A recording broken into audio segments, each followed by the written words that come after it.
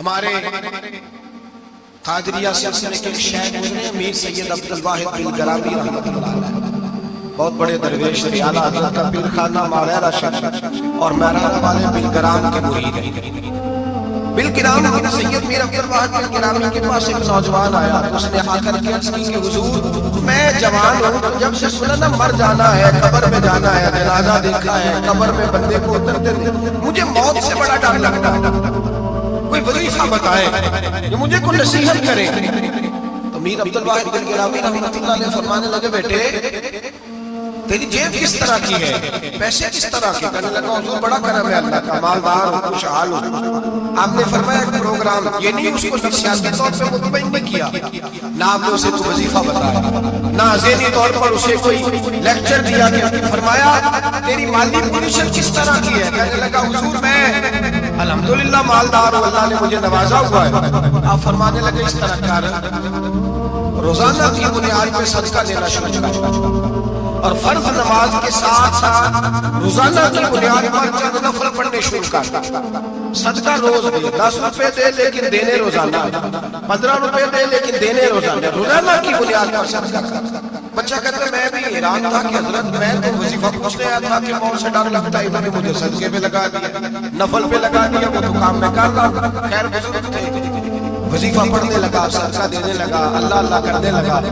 فرماتے ہیں کچھ دن بیت گئے تو میر عبدالواحد بلگرامی رحمۃ اللہ علیہ 6-7 ماہ کے بعد دوبارہ ملاقات ہوئی تو فرمانے لگے بیٹے اب تیرا کیا حال ہے؟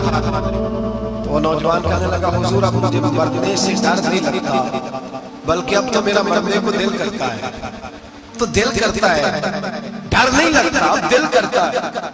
اور حضور آپ نے میرے ساتھ کیا کیا ہے کہ میرا تو دل کرنے لگا ہے مرنے کو، خوف نکل گیا، دل کرنے لگا ہے میں جاؤں۔ تو بڑا خوبصورت ارشاد فرمایا، کیا بات ہے، اللہ والوں کی باتیں اللہ کے لشکر میں سے لشکر ہوتی۔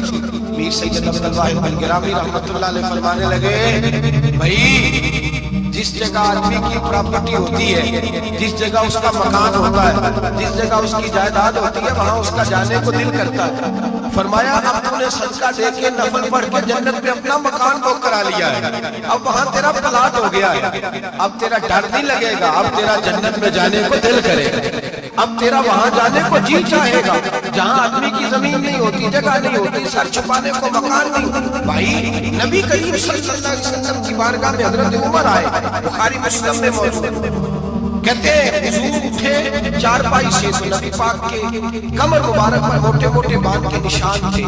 عرض کی یا رسول اللہ صلی اللہ علیہ وسلم کیسے ہو، کسرا تو اتنی موج میں ہے، یا رسول اللہ وہ تو اتنی موج کر رہے ہیں اور آپ اس تکلیف میں۔ تو محبوب نے فرمایا عمر کیا تم یہ پسند نہیں کرتے کہ وہ دنیا میں موج کر لیں اور اللہ آخرت کی ساری عزتیں ہمیں ہی عطا فرما دے؟ فرمایا میں تمہاری دنیا سے کچھ لینے نہیں آیا، میں تو بطور مسافر یہاں وقت گزار کے پیغام الہی دینے آیا۔ تو میرے بھائی جب توحید باری تعالیٰ پر توجہ ہوتی ہے پھر دنیا کی لذتوں پہ دل نہیں لگتا، پھر انسان ساری محنت آخرت کے لیے کرتا، پھر اس کا خیال آخرت کی طرف رہتا ہے۔ اور میرے اعلیٰ حضرت فاضل و محدث بریلوی رحمۃ اللہ تعالیٰ علیہ فرماتے ہیں جب تیری توجہ توحید باری تعالیٰ کی طرف ہوتی ہے نا پھر تو اپنے آپ کو سنبھال کے نہیں رکھتا، پھر تو تیرا دل کرتا ہے میں جیوں بھی تو اللہ کے لیے، مروں بھی تو، بول کے بتائیے، جیوں بھی تو اور مروں بھی تو، میری زندگی کا مقصد تیرے دین کی سرفرازی، میں اسی لیے مسلمان، میں اسی لیے نمازی۔ پھر دل کرتا ہے کہ جینا مرنا اللہ کے لیے۔ پھر صحابہ حضور کی بارگاہ میں آ کے سفارشیں کرتے۔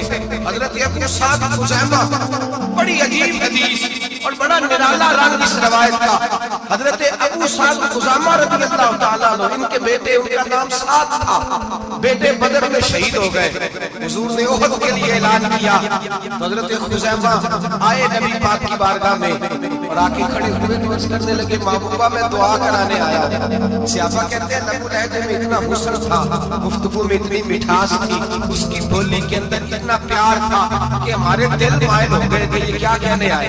حضرت خزیمہ عرض کرنے لگے یا رسول اللہ صلی اللہ علیہ وسلم میرا صاحبزادہ، میرے بیٹے محمد سعد وہ بدر میں شہید ہو گئے تھے. یا رسول اللہ میں شہادت سے رہ گیا.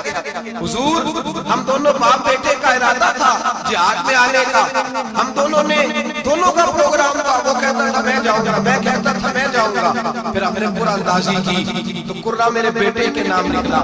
بیٹا میرا آیا بدر میں, پھر اللہ تبارک و تعالیٰ نے اسے شہادت عطا فرمائی, وہ شہید ہو گیا. یا رسول اللہ صلی اللہ علیہ وسلم آپ نے کل اعلان فرمایا ہے کہ احد کے لیے جانا ہے, اور رات ہی کو میرا بیٹا مجھے خواب میں ملا ہے, اور میں نے دیکھا ہے وہ تو جنت کی نہروں کے قریب سیریں کرتا ہے, اور مجھے کہہ رہے ابا جی جلدی آ جائیں, یہاں مل کے رہیں گے, مل کے وقت گزاریں گے.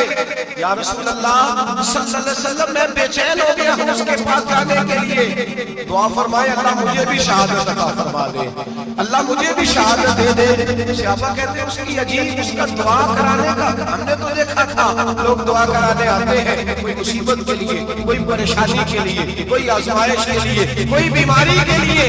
یہ مصطفیٰ کریم کے صحابہ کا بارگاہ خداوندی پر اعتماد, توحید باری تعالیٰ پر نظر, کہ وہ کہتے ہیں ہم تو اللہ کے لیے جان دینے کی دعا کرانے آئے, دعا کریں اللہ ہمیں اپنے رستے میں شہادت کی موت دے.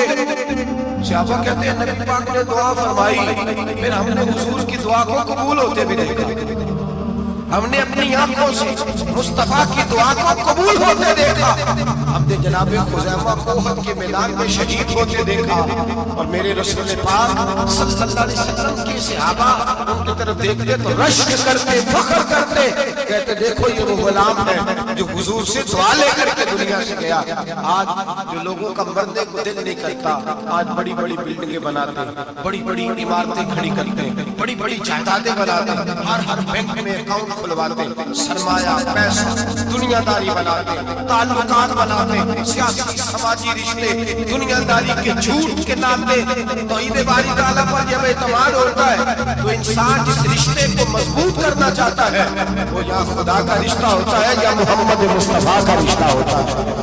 باقی تو پھر اس کی توجہ ہٹ جاتی, باقی تو ہٹ جاتی ہے توجہ, پھر وہ یہ دیکھتا ہے کہ خدا رسول کے ساتھ رشتہ کس طرح مضبوط ہو سکتا ہے. میرے بھائی توحید باری تعالیٰ اللہ کے راستے میں مرنے کا جذبہ دیتی ہے, راہ الہی میں نکلنے کا شوق پیدا کرتی ہے. اللہ تبارک و تعالیٰ کی توحید جب تو کامل طور پر مانتا ہے پھر تیرا آگے بڑھنے کو دل کرتا ہے. حضرت سیدنا انس بن مالک رضی اللہ تعالیٰ عنہ فرماتے ہیں الترغیب والترہیب میں حدیث مبارکہ موجود ہے, فرماتے ہیں احد کے میدان میں یا اس کے علاوہ کوئی ایسا موقع تھا کہ ایک صحابی حضور کی بارگاہ میں آئے, عرض کرنے لگے یا رسول اللہ صلی اللہ علیہ وسلم, ایک تو میں غریب ہوں, دوسرا میری شکل سمت خوبصورت نہیں, تیسرا میرے وجود سے بدبو نکلتی ہے, کوئی میرے قریب نہیں بیٹھتا, اگر میں اللہ کے راستے میں جہاد کروں, اپنی راہ خدا میں جان دے دوں, تو بتائیے میرا رب مجھے کیا عطا کرے گا.